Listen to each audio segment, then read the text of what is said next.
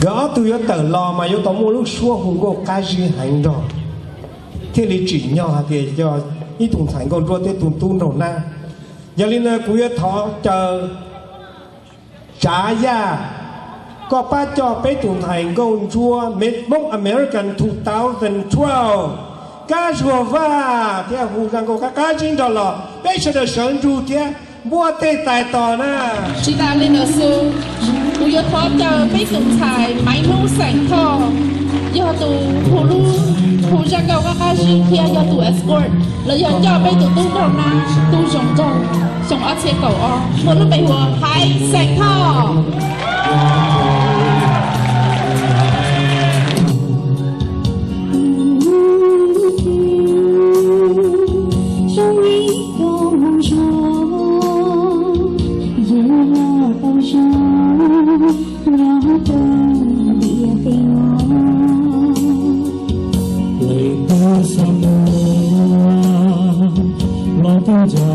chỉ cho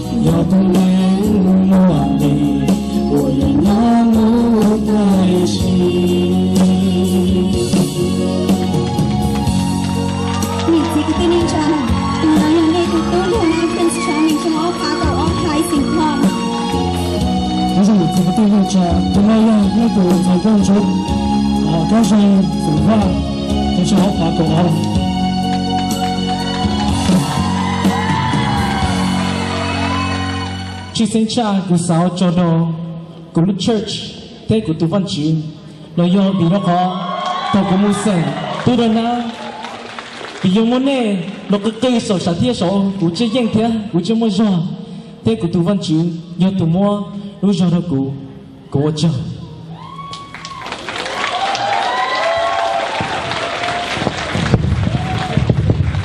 被读你读上就有了蒙博，一下也说的那些的那。One more time, very loud.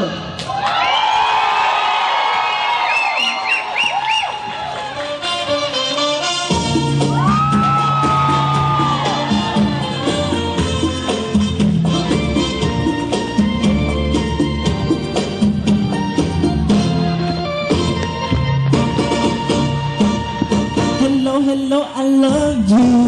Know you can feel my passion pushing down you. I feel so real, the energy for you. She's out to you. What day she days you. Hello, I want you. Want you to feel. Sa tàu lòng gió về kề đến tua. You don't worry, I có mi con nó sai tua. I know you're trong mộng. Chia cho phải có yo nên đã chỉ lo xí nhỏ tê chớ cứ chỉ nghe tiếng lưu cho ai tao you lo what do you see lo what call you cho ai lưu xí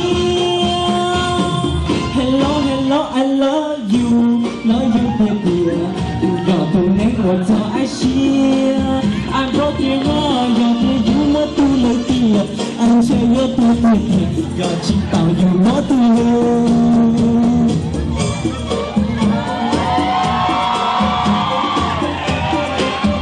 Louder, please.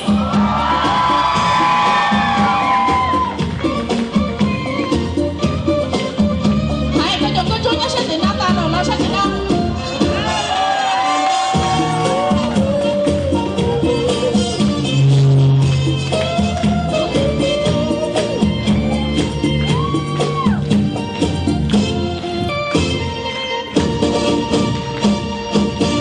Hello, I love you. Know you can hear.